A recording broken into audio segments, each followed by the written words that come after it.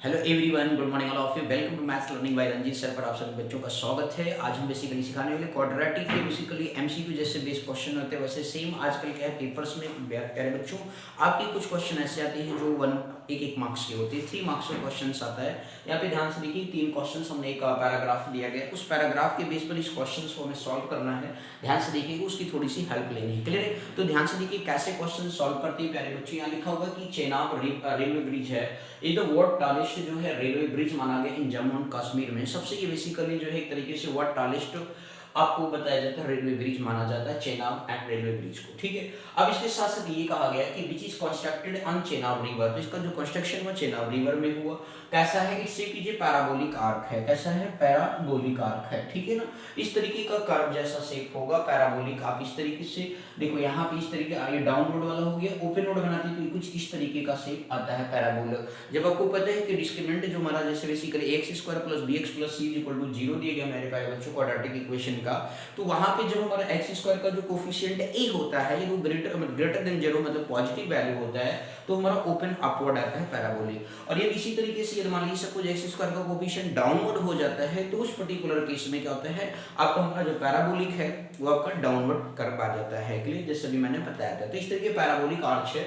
तो इन्होंने कहा find the nature of the roots of the equation. आपको पता है प्यारे बच्चों जो डिस्क्रिमिनेंट का कॉन्सेप्ट पढ़े हो वहां पे क्या पढ़े सर, जब हमारा क्या है थोड़ा सा उसके बारे में भी एक्सप्लेन कर देते क्वेश्चन तब आपका कंप्लीट होगा। यहाँ की क्वाड्रेटिक रूल आपको पता है पहला कंडीशन ये बताएगा जो डिस्क्रिमिनेंट की वैल्यू क्या होती है ग्रेटर देन 0 होती है। तो उस पर्टिकुलर केस में प्यारे बच्चों नेचर ऑफ जो रूट्स होता है वो रियल एंड कैसा होता है, डिस्टिंक्ट होता है। ऐसा आपने पढ़ा है प्यारे बच्चों, रियल एंड क्या पढ़ा है, डिस्टिंक्ट पढ़ा है। बोलो क्लियर हो गया?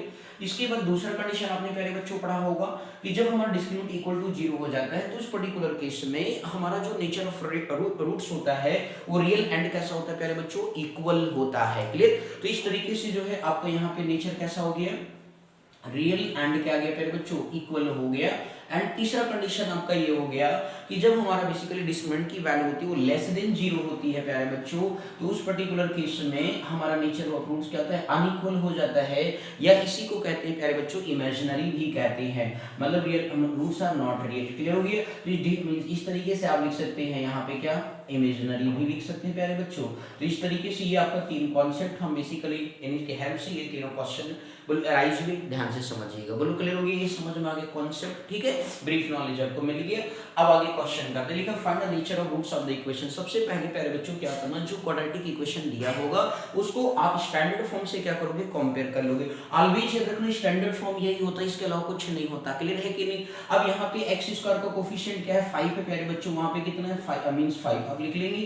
x का कोफिशिएंट क्या है -4 है, तो b की वैल्यू कितना हो गया, देखो b यहाँ पे है, यहाँ -4 है, -4 लिख दी। विद साइन कंपेयर करोगे प्यारे बच्चों। एंड c की वैल्यू देखो कांस्टेंट टर्म c प्लस यहाँ पे क्या -3 लिख दिया। बोलो क्लियर हो गया? अब हम यहाँ पे कॉन्सेप्ट लगाएंगे डिस्क्रिमिनेंट। बात है सर डिस्क्रिमिनेंट का फार्मूला क्या होता है, b² - 4ac होता है प्यारे बच्चों। तो आपने यहाँ डिस्क्रिमिनेंट निकाला, b² माइनस क्या किया प्यारे बच्चों, 4ac। वैल्यू पुट कर दो प्यारे बच्चों, b² मतलब क्या हो गया सर, यहाँ से ध्यान से देखो माइनस क्या हो गया प्यारे बच्चों, 4 का स्क्वायर हो गया, माइनस क्या आ गया 4 इंटू ए की वैल्यू कितना आ गया 5 है, और सी की वैल्यू प्यारे बच्चों क्या -3 है। तो अब इस तरीके से देख सकते हो प्यारे बच्चों, माइनस का स्क्वायर करोगे +16 हो गया, माइनस और माइनस प्लस होता है, 4 5 20 हो गया, 3 60 हो गया। तो इस तरीके से प्यारे बच्चों 60 और 16 जोड़ोगे तो 76 आएगा। अब यहाँ से तुम देख सकते हो कि डिस्क्रिमिनेंट की वैल्यू क्या आ गई प्यारे बच्चों, ग्रेटर देन 0 आ गया। और जब ग्रेटर देन 0 आ जाता है तो उस पर्टिकुलर केस में जो नेचर ऑफ रूट्स होती है वो रियल एंड डिस्टिंक्ट होते हैं। क्या होते हैं, रियल एंड क्या होता है प्यारे बच्चों, डिस्टिंक्ट होता है। बोलो आया समझ में या नहीं? क्लियर हो गया?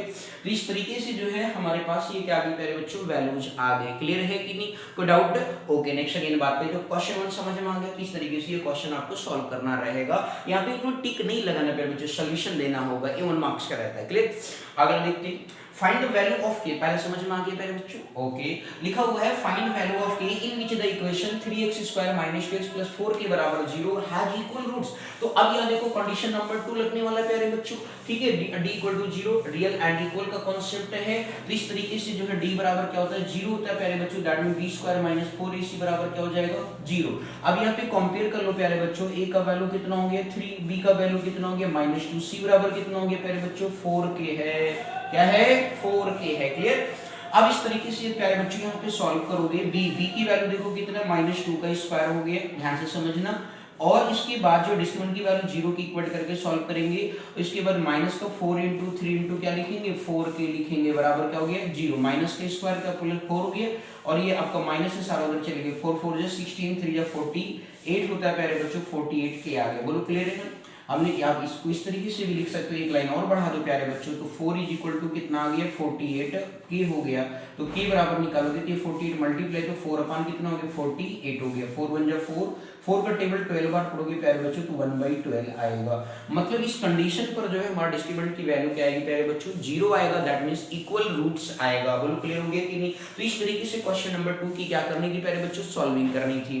अब बात आती है क्वेश्चन नंबर 3 की प्यारे बच्चों, यहाँ पे लिखा identify the type of the roots of the equal मतलब क्वाड्रेटिक इक्वेशंस x² + 3x+3। तो आपको यहाँ पे बताना है आइडेंटिफाई करना type of root of quadratic equation, मतलब हमारे रूट्स रियल होंगे, इक्वल होंगे, डिस्टिंक्ट होंगे, इमेजिनरी होंगे, क्या होंगे उसके बारे में प्यारे बच्चों बताना है। तो बहुत ही ध्यान से देखना प्यारे बच्चों। यहाँ पे फिर से अगेन स्टैंडर्ड एंगल स्टैंडर्ड से कंपेयर करें, x स्क्वायर का कोफिशिएंट 1 हो गया, x का कोफिशिएंट कितना है पे b मतलब 3 है तो 3 हो गया, और c बराबर कांस्टेंट कितना हो गया 3 हो गया। डिस्क्रिमिनेंट आपको पता है क्या होता है b² माइनस क्या होता है प्यारे बच्चों 4ac होता है, निकाल लेते हैं, टेक कर लेते हैं b² जरा देखिए पिक्चर में 3 है प्यारे बच्चों, 3 का स्क्वायर हो गया माइनस 4 इंटू a कितना है 1 है, c कितना है प्यारे बच्चों 3 है, तो 3 3 जा 9 हो गया, 4 3 जा 12 के प्यारे बच्चों यहाँ देखो माइनस का 3 आ गया डिस्क्रिमिनेंट। अब प्यारे बच्चों डिस्क्रिमिनेंट ये आपको -3 हो गया, दैट मींस क्या हो गया लेस देन 0, 0 से छोटी वैल्यू हो गया ना। तो उस केस में हमने बताया था रूट्स हमारे क्या होते हैं real, roots are not real, and इसके बाद क्या बोलते हैं रूट्स आर नॉट रियल लिखेंगे, क्या लिखेंगे रूट्स आर नॉट